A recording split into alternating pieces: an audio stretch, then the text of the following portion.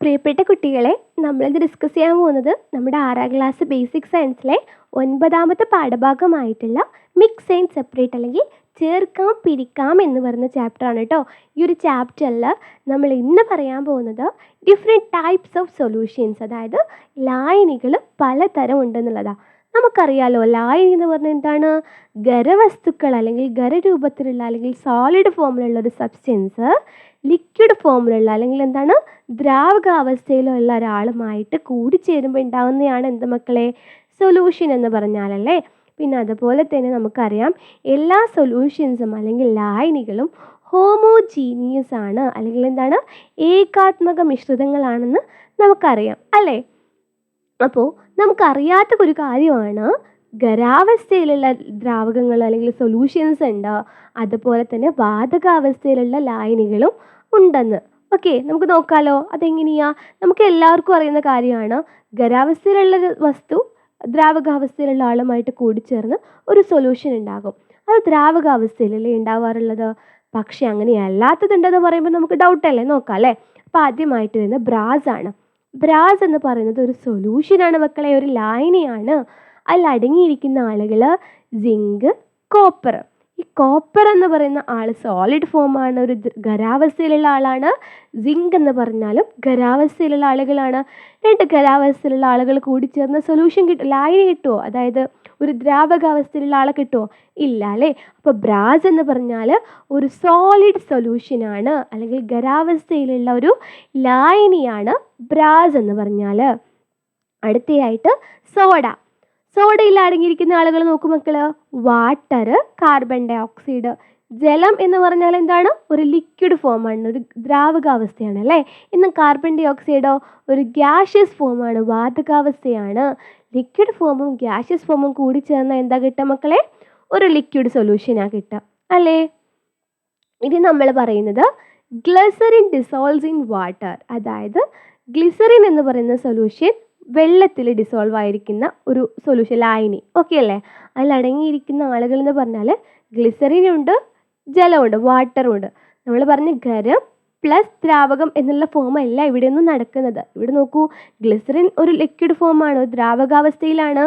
അതുപോലെ വാട്ടറും ദ്രാവകാവസ്ഥയിലാണ്, ലിക്വിഡ് ഫോമാണ് അല്ലേ. പിന്നെ അടുത്ത് നോക്കൂ മക്കൾ, എയർ, വായു. വായുവിൽ അടങ്ങിയിരിക്കുന്ന ആളുകൾ നോക്കൂ, വായു ഒരു സൊല്യൂഷനാണ്, ഒരു ലായനിയാണ്. അതിലടങ്ങിയിരിക്കുന്നത് nitrogen, oxygen, carbon dye oxide, water vapour. Water vapour ഒരു ലിക്വിഡിൻ്റെ വാട്ടറിൻ്റെ ഗ്യാഷ്യസ് ഫോമാണ് അല്ലേ. അപ്പം ഇവിടെ ഇരിക്കുന്ന ഈ ഒരു നൈട്രജൻ, ഓക്സിജൻ, കാർബൺ എല്ലാവരും എന്താണ്? വാതകാവസ്ഥയിലാണ്, ഗ്യാഷ്യസ് ഫോമിലാണ് നിലനിൽക്കുന്നത്. മനസ്സിലായല്ലോ മക്കളെ. അപ്പോൾ ഇങ്ങനെയാണ് ഡിഫറെൻറ്റ് ടൈപ്സ് ഓഫ് സൊല്യൂഷൻസ് ഉണ്ട്, ലായനികൾ പല തരത്തിലുണ്ടെന്ന് മനസ്സിലായല്ലോ. നമുക്ക് ബേസിക്കലി നമുക്ക് ആദ്യം അറിയുന്ന കാര്യമാണ്, ഒരു പഞ്ചസാര പോലുള്ള ഒരു ഖരവസ്തുവിനെ നമ്മൾ വെള്ളം പോലുള്ള ഒരു ദ്രാവകാവസ്ഥയിലുള്ള അല്ലെങ്കിൽ ലിക്വിഡ് ഫോമിലുള്ള ഒരാളുമായിട്ട് മിക്സ് ചെയ്യിക്കുമ്പോൾ കിട്ടുന്ന ആളാണ് എന്ത്? ലായനി അല്ലെങ്കിൽ സൊല്യൂഷൻ എന്ന് പറഞ്ഞാൽ. അയാളും ഒരു ലിക്വിഡ് ഫോം ആയിരിക്കും, ഒരു ദ്രാവകാവസ്ഥയിലായിരിക്കും എന്നുള്ളതാണ് നമ്മുടെ ഒരു ചിന്ത അല്ലേ. പക്ഷേ ഇങ്ങനെയുള്ള ലായനികളും ഉണ്ടെന്ന് മക്കൾ മനസ്സിലാക്കൂ കേട്ടോ. നെക്സ്റ്റ് വന്നിട്ടുള്ളത് സെപ്പറേഷൻ ഓഫ് മിക്സ്ചേഴ്സ്. നമ്മളവിടെ മിക്സ്ചേഴ്സിന് ഉണ്ടാക്കിയില്ലേ, ഒന്നോ രണ്ടോ ആളുകൾ കൂടി ചേർന്ന് നമ്മൾ എന്തുണ്ടാക്കി മക്കളെ? മിക്സ്ചറുകൾ അല്ലെങ്കിൽ മിശ്രിതങ്ങളെ ഉണ്ടാക്കി. അപ്പോൾ ഇങ്ങനെയുള്ള മിശ്രിതങ്ങളെ എങ്ങനെ നമുക്കിനി വേർതിരിക്കാം എന്നാണ് നമ്മൾ നോക്കാൻ പോകുന്നത്. നമ്മുടെ പാഠഭാഗത്തിൻ്റെ പേരെന്താണ്? ചേർക്കാം പിരിക്കാം. അപ്പോൾ ഇനി നമ്മൾ പിരിക്കുന്ന കാര്യങ്ങളാണ് പറയുന്നത് കേട്ടോ.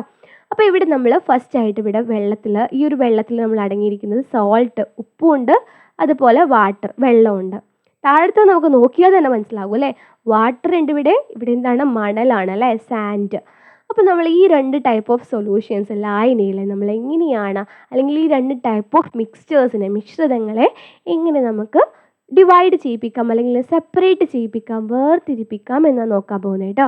ഇപ്പോൾ നമുക്ക് സോൾട്ട്, വാട്ടർ അതവിടെ നിൽക്കട്ടെ, സോൾട്ട് സൊല്യൂഷൻ അവിടെ നിൽക്കട്ടെ. നമുക്കിപ്പോൾ ഇവിടെ ഈ ഒരു മണൽ കലക്കിയിട്ടുള്ള വെള്ളത്തിൻ്റെ കാര്യം നോക്കാം. ഈ മണൽ ഇവിടെ താഴെ അടിഞ്ഞുകൂടിയിരിക്കുന്ന കാണുന്നില്ലേ, സെഡിമെൻറ്റ് ചെയ്തിരിക്കുന്നത് അല്ലേ. വെള്ളം മുകളിൽ ഇങ്ങനെ സെപ്പറേറ്റ് ആയിട്ട് കിടക്കുന്നുണ്ട്.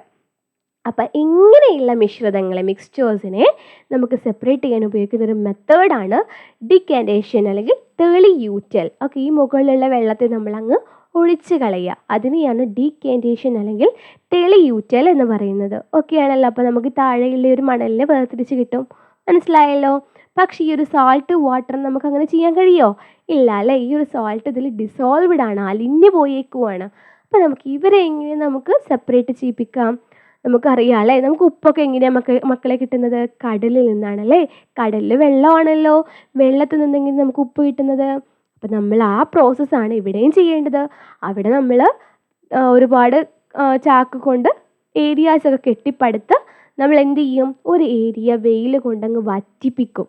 ഓക്കെ, വറ്റുന്ന സമയത്ത് കടലിലെ വെള്ളം വറ്റിക്കുന്ന സമയത്താണ് നമുക്കിവിടെ സോൾട്ട് കിട്ടുന്നത്. അതുപോലെ നമ്മളിവരെ ചൂടാക്കി വരുന്ന സമയത്ത് സോൾട്ടിനെ നമുക്ക് സെപ്പറേറ്റ് ചെയ്തെടുക്കാൻ കഴിയും. ഓക്കെ ആണല്ലോ. ഇതാണ് സെപ്പറേഷൻ ഓഫ് മിക്സ്ചേഴ്സ് എന്ന് പറയുന്ന ഈ ഒരു ടോപ്പിക്കിൽ നമുക്ക് പറയാനുള്ളത് കേട്ടോ. എന്തെങ്കിലും ഡൗട്ട്സോ കൺഫ്യൂഷൻസോ തോന്നുവാണെന്നുണ്ടെങ്കിൽ നമ്മുടെ ഗ്രൂപ്പുകളിൽ ചോദിക്കൂട്ടോ. Okay, thank